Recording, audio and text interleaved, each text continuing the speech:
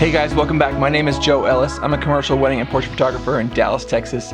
And tonight I have a little bit of a hodgepodge episode for you. I have three things I want to talk about. I want to do a shout out, I want to do a quick review, and I want to do a quick tutorial for you. So the first thing I want to talk about is I want to give a shout out to the Olympus Pro Advantage Program. This is a program to help those who have Olympus Pro gear and advanced amateur gear to have expedited repair and support. And I can't tell you how amazing this is for those of us who rely on our gear day on and day out and may need expedited repair to keep things running. So about 2 weeks ago I was at a wedding and I had a little problem with one of the hot shoes on the camera. It was a little bit loose and I was headed into another weekend just at the next week where I had 2 more weddings. And I had signed up for Olympus Pro Advantage a couple months before that, and I hadn't needed it. So I called them up early in the week after the wedding and I was like, what do I do? How do I send this in? And they walked me through the process. And I put in a note in my repair that I had 2 weddings on the previous weekend, and if there was any way they could get the camera back to me by Friday, that would be a huge advantage to me. Well, lo and behold, on Thursday afternoon, I got a shipping notification. My camera's back to my hands on Friday, and I was able to use it the next week. And I want to say a huge thank you to Olympus for that. That kind of service and that kind of dedication to helping those of us using your gear professionally is just a huge advantage and something that gives us a lot of peace of mind, and I really sincerely appreciate it. I would tell you guys that as a guy who's been working for 16, 17 years now, who shoots hundreds of thousands of images a year, that I'm aware that stuff just wears out, breaks, things happen, and so I am more than willing to pay for this kind of service. I think it's well worth the money. And if you have either the EM1, EM1 Mark II, EM5, EM5 Mark II, or pen camera, I believe are the ones that qualify, and a couple of pro lenses and premium lenses, you qualify for this program. If you rely on your gear, if this is part of how you make a living, how you pay your mortgage like me, then I think the $99 is a very small amount to pay to get this kind of peace of mind. So Olympus Pro Advantage, highly recommended. You can find it at getolympus.com under the repair or service menu, and it's just over on Pro Advantage. Super easy to sign up, great people to talk to, and certainly will save your butt if you need it. So there you go, guys. Okay, so let's talk about, or let's do a review here. So a couple months ago, I was watching a sort of a bi-monthly show from a couple of Olympus visionaries, Jamie McDonald and Mike Baining. They do Mirrorless Minutes, and if you've never checked it out before, it's certainly an interesting and fun show. And they had the owner and inventor of this camera bag on one episode. This is the Cosyspeed bag of lines, and this is the Camslinger 160. And I watched that episode and I was sort of intrigued by the camera system and by the bags, and so I ordered one. And what this bag does for me is that it is my working bag. It's the bag that I work out of during a wedding. I throw it on under my suit. It kind of has a waist strap here, or you can actually attach it to your belt if you prefer. But it's the perfect little bag for holding 1 or 2 things that you want to have on your person instead of having to stuff your pockets or worrying about where stuff is all the time. So I traditionally have 2 cameras on me most of the time with 2 different lenses, but I may want a 3rd lens, a flash, have extra batteries and all that kind of good stuff with me. And so this little bag takes care of that for me. And there's 2 things I love about it. One, it's the perfect size for a couple of Pro Primes or a couple of Olympus lenses. So I have the 12 to 40 and like the 17 1.2 in here, sort of side by side, and it's the perfect size for that. So you can imagine, the 7 to 14 fits, all the Pro Primes fit, the 75, all that kind of good stuff, or anything smaller, of course. The other thing I love about this bag, besides from its size, is that it has this really nice strap system. So I can get a close-up of it here. So you can lock this bag down by using these buttons here. You can really push it in and really create closure. But what I do 99% of the time is just use this little elastic strap around the button here, and that allows me to work really quickly and without having to look at the bag. So I can keep it behind me and just have one or two things in it. I know that it's closed all the time, and it's really quick for me to open and get to it and make a change and get something back inside of it. So it's just a perfect little thing. And what I do with this bag is that I actually stuff it inside my roller bag where I keep all of my other gear. Then when I get to my assignment, I pull it out, strap it on, and then I just wear it for the rest of the day.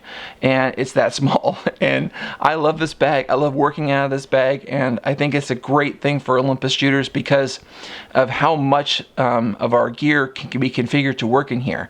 One of the things that will fit in this bag is an ungripped body, sort of in sideways with a small prime and one extra lens. So if you're like a street shooter or somebody who has a small amount of kit and they don't want anything on their, hanging around their necks or whatnot, this bag worked for that too. I think it was originally designed for street photographers, but it just happens to be like the perfect thing for wedding and portrait and event photographers as well. So this is the Camslinger 160, and as I understand it, just from their episode, if you guys are in Europe or and whatnot, then there is actually an Olympus version of this bag, so you might want to look for that too. Here in the States, we've just got the regular Cosyspeed bags, and I bought this one, I think, at B&H. So, huge thumbs up to Cosyspeed and the Camslinger 160. Okay, so last thing tonight, guys, I want to do a quick tutorial for you. If you guys have been watching my channel for a while, you know that I'm a really huge fan of all the little advantages that Olympus cameras give us when making images. One of the reasons that I love Olympus the most is that they really have not left anything out in terms of giving us options for how to make better and more creative images with our cameras. And so one of the key advantages to the EM1 Mark II, in my mind, is just having a very angle screen. This screen really allows you to work underfoot or overhead in ways that other systems just simply don't have.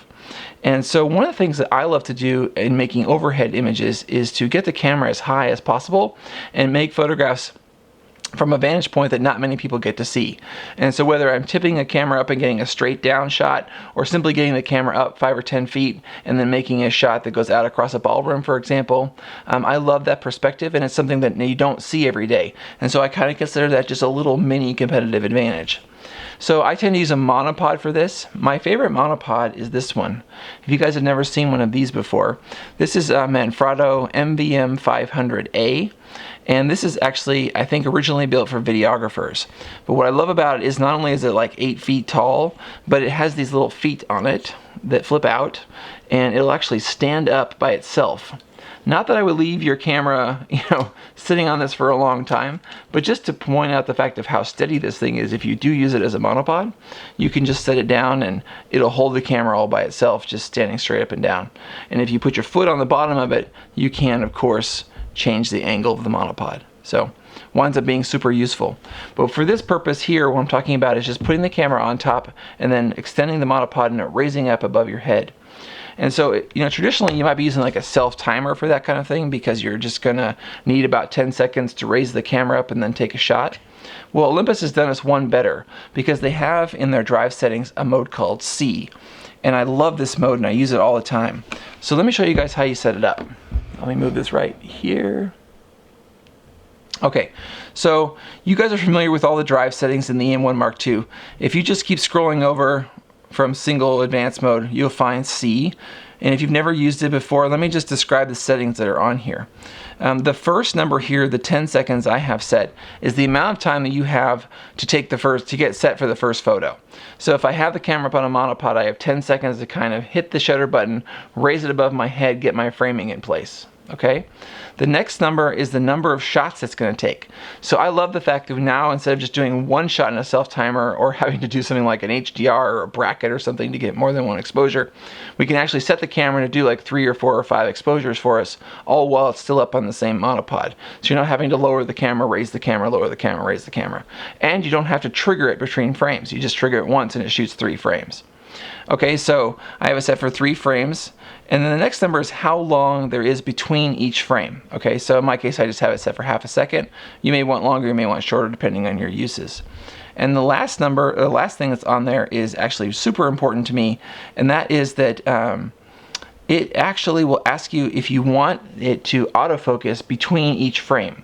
And this is actually great because when I've got the camera above my head and I'm trying to frame something up there, it's not the steadiest thing in the world.